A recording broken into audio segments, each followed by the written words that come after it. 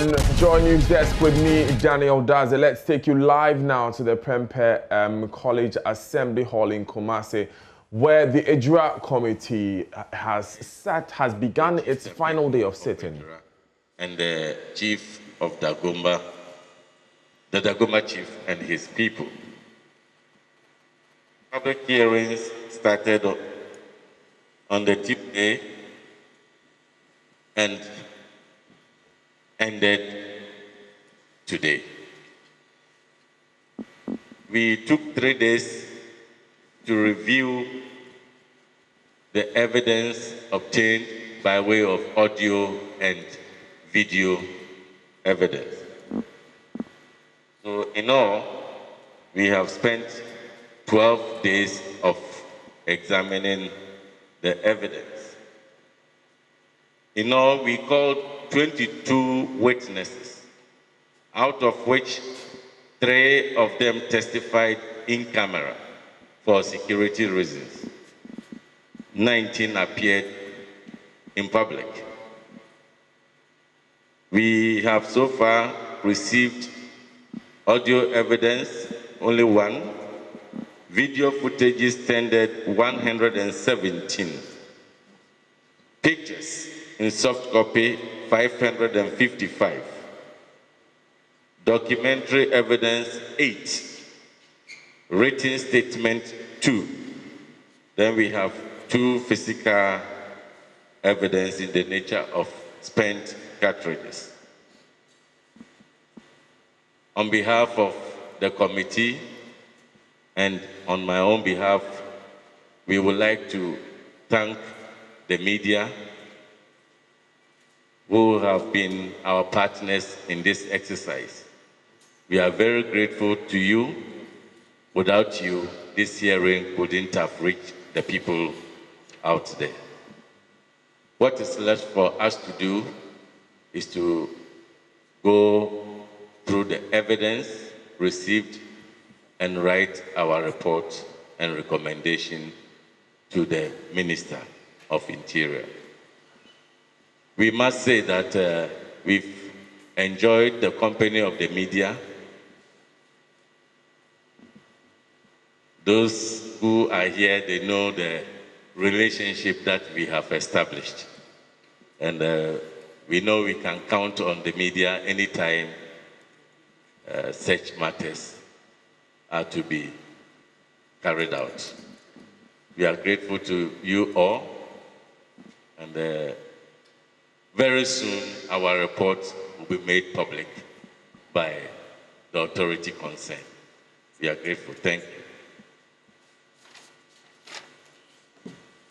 Yes, we will also want to thank the regional minister, the coordinating director of KMA, the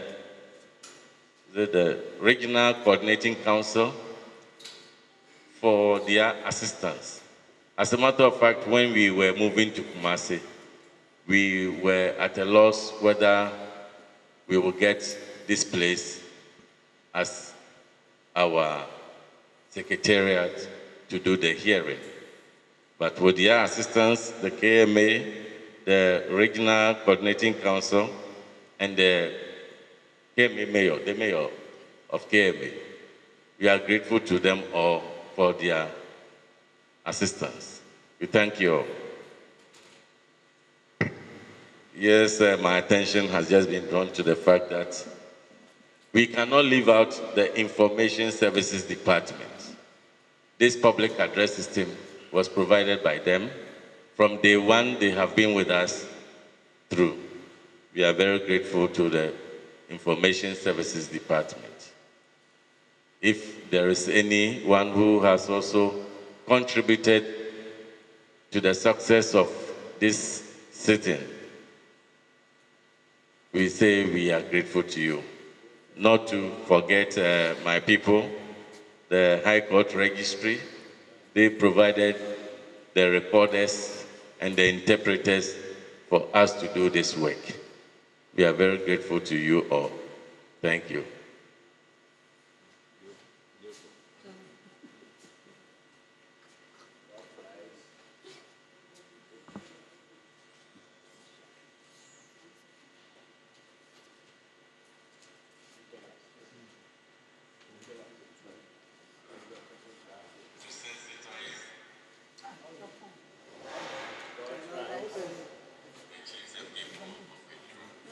So as you just heard the chairman of the committee speaking there, the EJURA committee looking into those protests and the ensuing killings has wrapped up its work, its public work at least, and the public sittings have come to an end. Initially, they were scheduled to end on the 9th of July, that is last week Friday.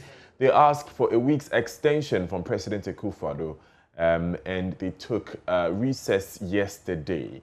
They adjourned sitting from Wednesday to Friday. Today, they simply came to announce that their work has come to an end. They thanked all parties and they gave a summary of the nature of evidence that they received. 19 witnesses in person, 3 witnesses, well, 19 witnesses in public, 3 witnesses in camera, and evidence both in the form of video, in the form of spent shells, and also in the form of an audio recording were received.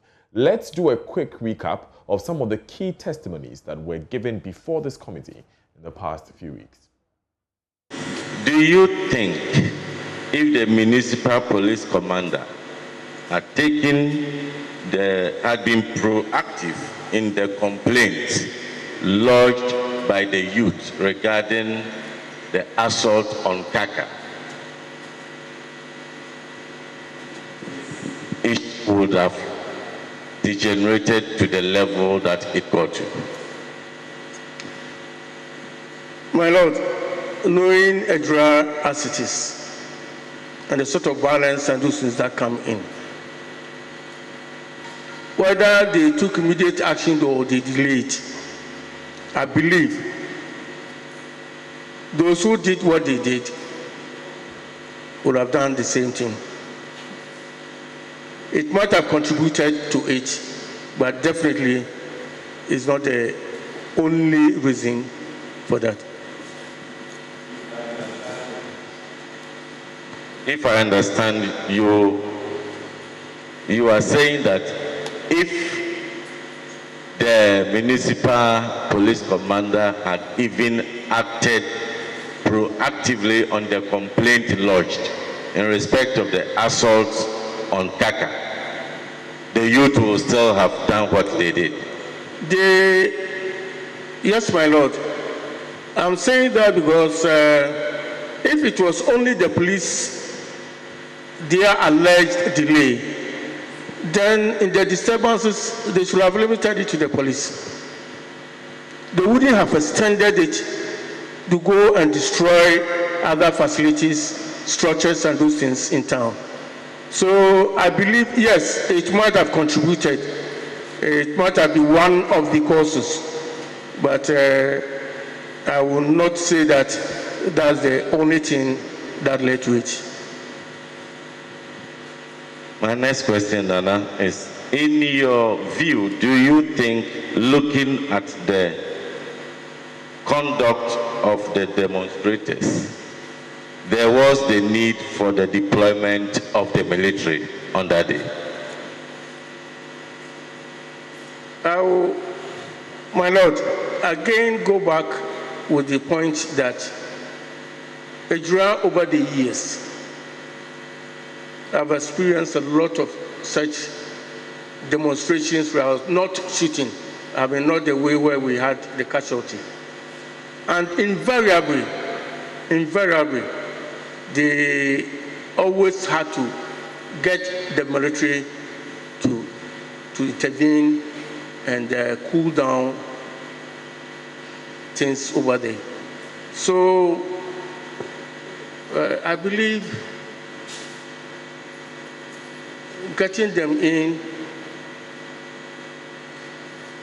was a good thing.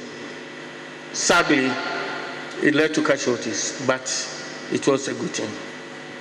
Very well. And in your view, do you think the timing, looking at the police reinforcement from the division, then to the region, do you think the timing of the military intervention was too early?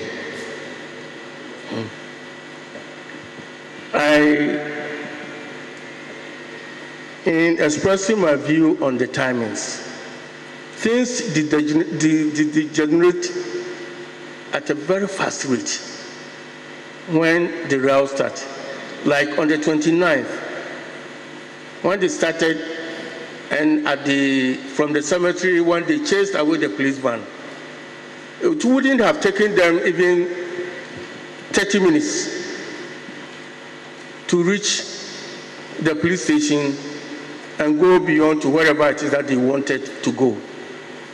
So,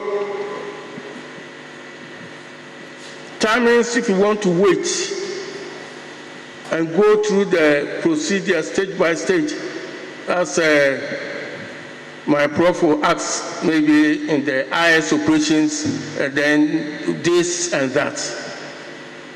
The situation was fluid.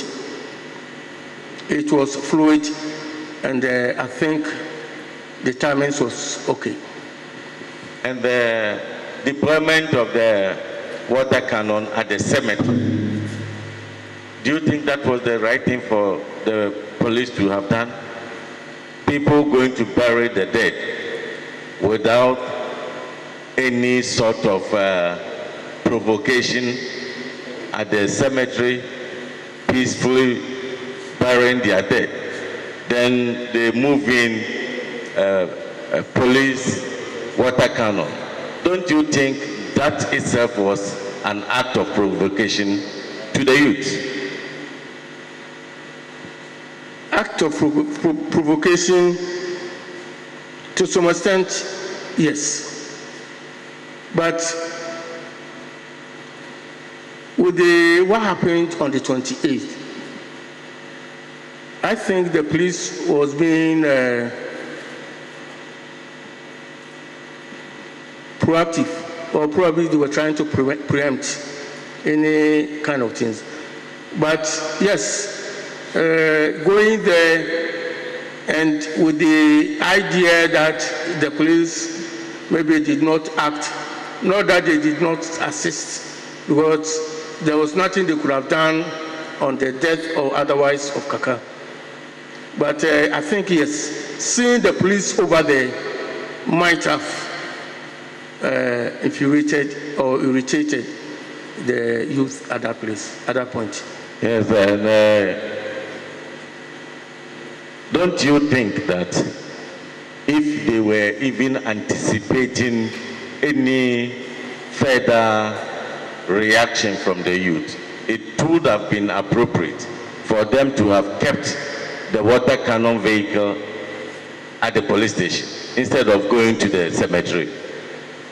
Now, maybe we can, or I can make that comment, because this is after the event. JoyNews desk with me, Daniel Dazi. Up next in a bulletin is Business with Darryl Crow.